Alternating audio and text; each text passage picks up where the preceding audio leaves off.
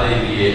ان 2 دنوں کو جو تم زمانہ جاہلیت سے مناتے آئے ہو، تہذیب سے آزاد، اخلاق سے آزاد، اصول و ضابطوں سے آزاد، ان دونوں دنوں کو اللہ رب العزت نے تبدیل کر دیا ہے تمہارے لیے عید الاضحیٰ اور عید الفطر کی صورت میں، تاکہ تم خوشیاں بھی مناؤ اور تمہاری وہ خوشیاں باقاعدہ بارگاہ خداوندی میں عبادت کی صورت بھی ڈال لیں۔ وہ صرف خوشیاں نہ ہو، کیونکہ صرف خوشیاں وہ لہو و لعب میں آتے ہیں۔ لہو و لعب کھیل کود، اور کھیل کود کا مقصد وقت گزاری ہے، اور عبادت کا معنی رضائے خداوندی کا حصول ہے۔ تو اللہ رب العزت نے ان 2 دنوں کو اس امت کے لیے خیر کے ایام میں بدل دیا ہے، اور خیر کا ایک دن وہ عید الفطر کا ہے، جس کے بارے میں حضرت عمر رضی اللہ تعالیٰ عنہ فرماتے ہیں کہ عید جو ہے وہ العید یوم المحاسبۃ و یوم الجوائز، یہ عید کا دن جو ہے وہ خود احتسابی کا دن ہے، اور اللہ رب العزت کی بارگاہ میں بدلہ پانے کا دن ہے۔ خود احتسابی کا دن اس اعتبار سے کہ اگر عید الفطر ہے تو اس اعتبار سے اپنا جائزہ لیا جائے کہ ماہ رمضان کے روزوں کا حکم دیا گیا تھا، کیا ان روزوں کے اس حکم کی بجاوری کی گئی ہے یا نہیں، اس حکم کا تعمیل کیا گیا ہے یا نہیں۔ اگر نہیں کیا گیا ہے تو اس کے لیے باقاعدہ کوئی شرعی معقول عذر تھا یا خامخواہ میں نافرمانی تھی۔ اگر نافرمانی تھی تو یہ دن اس کے لیے اجر پانے کا دن نہیں ہوگا، اور اگر عذر کی بنیاد پر ہے تو وہ پھر بھی اس دن اجر میں شامل رہے گا، کیونکہ عند اللہ اس کا وعدہ ہے کہ وہ بعد کے دنوں میں اس ذمہ داری کو پورا کرے گا جو اللہ کی جانب سے اس پر آئے۔ اور اسی طرح عید الاضحیٰ کا جو دن ہے، اس حوالے سے بھی حضور نبی اکرم صلی اللہ علیہ وسلم فرماتے ہیں من وجد ساعة لأن يضحي فلم يضحي فلا يحضر مصلى، کہ جس کو اللہ رب العزت نے استطاعت اور حیثیت دی وہ قربانی دینے کی، لیکن وہ قربانی کی کوئی اہتمام نہ کرے تو وہ ہماری عیدگاہوں میں حاضر نہ ہو۔ یہ باقاعدہ اس حکم سے اعراض اور اس سے روگردانی کی بنیاد پر حضور نبی اکرم صلی اللہ علیہ وسلم کی جانب سے بھرپور ناراضگی کا اظہار اپنے امت کے ان افراد سے جس کو اللہ رب العزت نے صاحب حیثیت اور صاحب استطاعت بنایا ہو، لیکن وہ قربانی سے اپنے آپ کو کترائے، اپنے آپ کو قربانی کی اس عمل سے دور رکھے جو اللہ رب العزت کا سب سے محبوب ترین عمل ہے اس دن کے حوالے سے۔ اور حضور نبی اکرم صلی اللہ علیہ وسلم کا فرمان مبارک ہے جس میں وہ فرماتے ہیں کہ ما عمل ابن آدم من عمل یوم النحر احب الی اللہ من احراق الدم، کہ اس دن اللہ کی بارگاہ میں سب سے محبوب ترین اعمال میں سے سب سے محبوب ترین عمل جو ہے وہ جانور کا خون بہانا ہے اس دن۔ وَإِنَّهُ لَيَأْتِي يَوْمَ الْقِيَامَةِ بِقُرُونِهَا وَأَشْعَارِهَا وَأَزْلَافِهَا،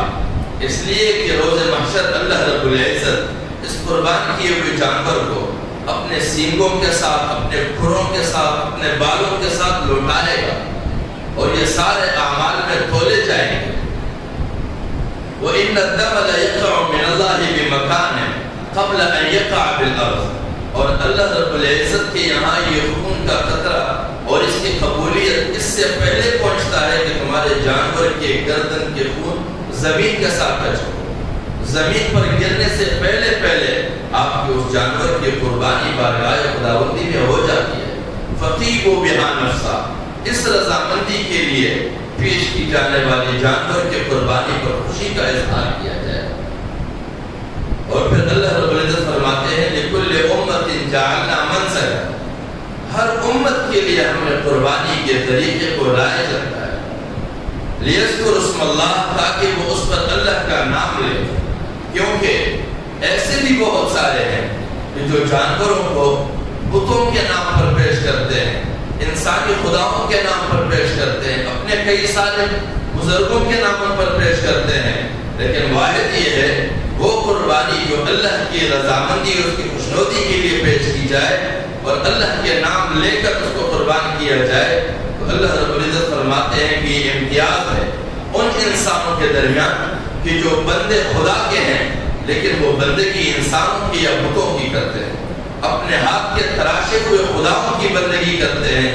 ان سے اس بندوں کو ممتاز کرنے کے لیے ہے لیذکر اسم اللہ، تاکہ وہ اللہ کا نام اس پر یاد کرے، علی ما رزقهم من بہیمۃ الانعام، ان جانوروں پر جو اللہ نے اسے رزق کی صورت میں اسے عطا کیا ہے۔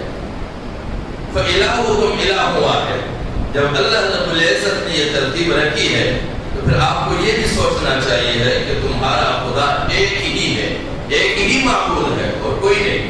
فَإِلَٰهُكُمْ إِلَٰهٌ وَاحِدٌ، بس تمہارا معبود ایک ہی معبود بنا ہے۔ فَلَهُ أَسْلِمُوا، بس مناسب یہی ہوگا کہ اسی کے سامنے سر تسلیم خم کیا جائے، اپنے آپ کو اسی کے ہی سپرد کیا جائے۔ وَبَشِّرِ الْمُخْبِتِينَ، اور خوشخبری ہے ان لوگوں کے لیے جو عاجزی کے ساتھ سر جھکا ہے۔ عاجزی کے ساتھ سر جھکانے کا مقصد یہ ہے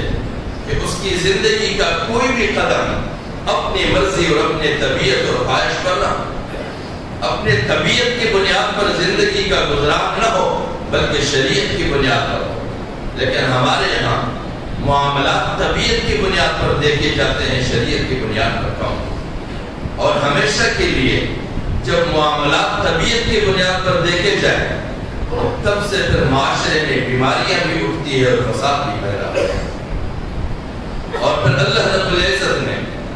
قربانی دیتے ہوئے جو دعا سکھائی ہے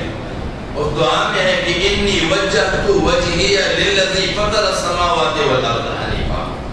کہ میں نے اپنا رخ اس ذات پاک کے جانب پھیر دیا ہے، اس کی طرف متوجہ کر دیا ہے جس نے زمین اور آسمان کو پیدا کیا ہے، اور میرا یہ رخ پھیرنا مکمل یکسوئی کے ساتھ ہے، کہیں بھی میری توجہ ادھر ادھر منتشر نہیں ہے، اسی ایک ہی ذات کو وحدہ لا شریک سمجھا ہے۔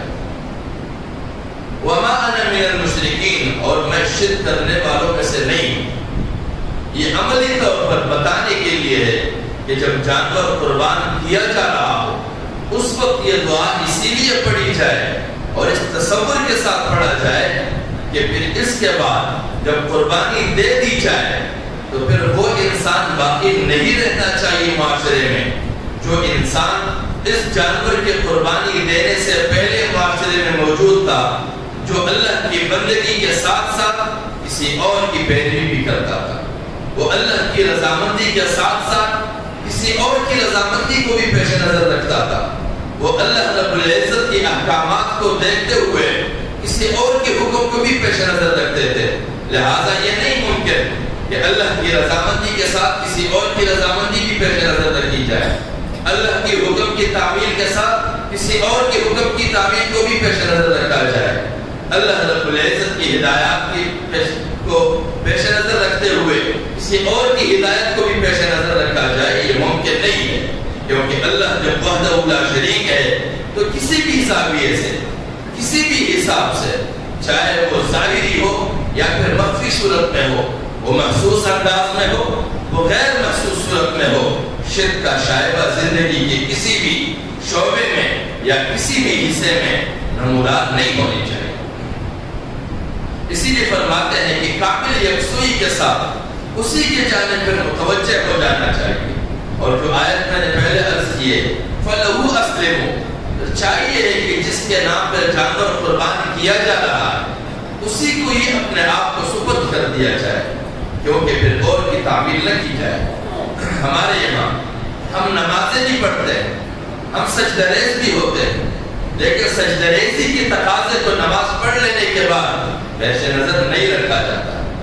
روزے ہم رکھتے ہیں اپنے آپ کو شیطانی قیود سے آزاد کرنے کے لیے، لیکن رمضان گزر جانے کے بعد ہم پھر آزاد منش زندگی گزارتے ہیں، وہ حدود اور قیود کو پامال کرتے ہوئے نکل جاتے ہیں۔ قربانی دیتے ہوئے ہمارے کئی سارے احساسات ہوتے ہیں، لیکن قربانی کی چند دنوں بعد وہی بندہ دوبارہ زندہ ہو جاتا ہے جس کو ذبح کیا ہوا ہوتا ہے۔ قربانی کو در حقیقت اپنے آپ کے اس نفس کو ذبح کرنا ہوتا ہے جس کو نفس امارہ کہتے ہیں، باغی نفس، وہ سرکش نفس، وہ سرکش طبیعت، وہ خوددار طبیعت جو خدا کی احکامات کو پیش نظر نہیں رکھتا، جو اللہ کی منشا کو پیش نظر نہیں رکھتا، وہ ہمیشہ اپنے طبیعت اور اپنے غرور اور اپنے کبر کو پیش نظر رکھتا ہے، اپنے بڑائی کو پیش نظر رکھتا ہے۔ حیران ہوں کہ لوگ رمضانوں میں روزے رکھتے ہیں اس لیے کہ اس میں عاجزی اور انکساری پیدا ہو، لیکن بازار میں دیکھتے ہیں کہ باہم ایک دوسرے کے دست و گریبان ہوتے ہیں، اور بہانہ کیا کہتے ہیں کہ میرا روزہ ہے اور تم ایسے کر رہے ہو۔ تو روزہ تو اپنے لیے رکھا ہے، دوسروں پر کیا احسان ہے؟ ایک بندہ اگر کہیں پر اپنی بیماری کا علاج کروا رہا ہے، تو اس بیماری کے علاج کا احسان دوسروں پر کیا ڈالا جائے؟ وہ خود صحت یابی کے لیے کوشاں ہے، تو اپنی صحت یابی کی کوشش کا احسان دوسروں کو کیوں جتایا جائے؟ تو روزے کا یہ احسان دوسروں پر کیوں ڈالا جائے؟ حالانکہ رسول اللہ صلی اللہ علیہ وسلم کی جو ہدایت ہے، اگر کسی نے روزہ رکھا ہو فلا يرفث ولا يسخط، نہ وہ کسی کو گالم گلوچ کرے نہ کسی سے لڑے،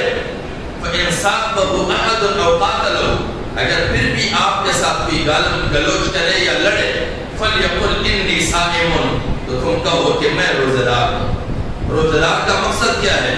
روزے کا مقصد امساک، امساک کا معنی رک جانا ہے،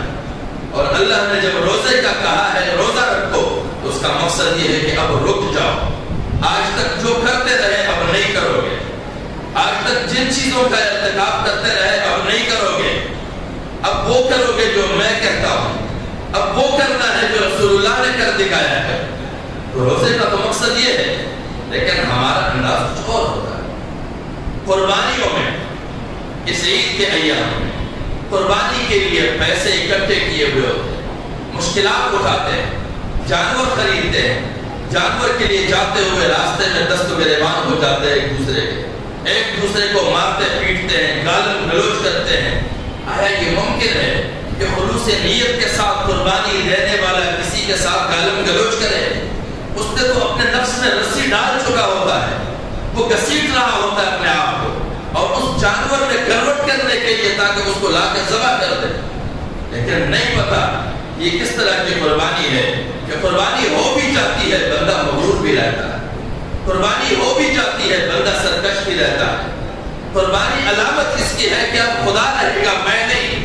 لیکن پھر بھی وہ کہتا ہے مجھے پہچانتے ہو کہ نہیں؟ مجھے اپنی پہچان کیوں باقی رہتی ہے پھر؟ تو مسئلہ یہ ہے کہ ہماری قربانیوں میں وہ روح نہیں ہے، ہماری عبادات میں وہ روح نہیں ہے۔ بڑے بڑے جانور قربان کرتے ہیں لیکن اس میں روح نہیں ہوتی، بڑی لمبی لمبی نمازیں پڑھتے ہیں لیکن اس میں روح نہیں ہے، ہر سال حج پہ جاتے ہیں لیکن ہمارے حج میں روح نہیں ہے۔ ہم دیکھتے ہیں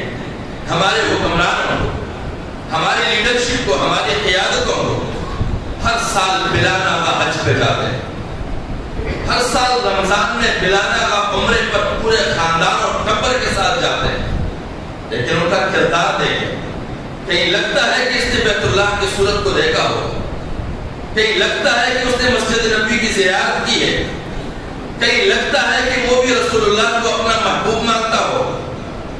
کہیں ہمارے ان حکمرانوں سے یہ محسوس ہوتا ہے کہ کبھی انہوں نے بیت اللہ کی طواف کرتے ہوئے انسانی مساوات کا اعلان کیا ہوگا۔ وہ انسانی مساوات اس سے بڑھ کر اور کیا ہے کہ بیت اللہ پر چکر ایک جانب ہو، زبان پر ایک ہی صدا ہو،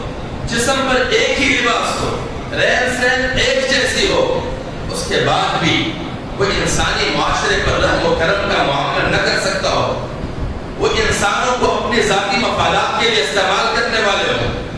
وہ انسانوں کو مختلف ناموں پر باہم دست و گریبان کرنے والے ہو، تو اندازہ لگا لیجئے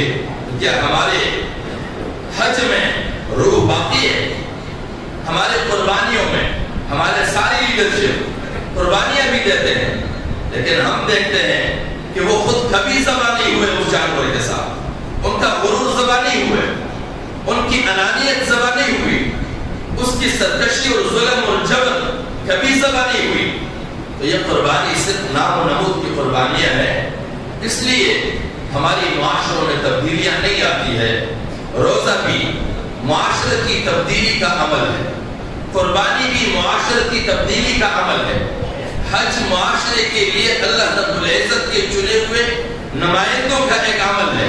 لیکن یہ تینوں ہمارے عمل رائگاں چلے جاتے ہیں۔ اللہ کریم ہمیں توفیق بخشے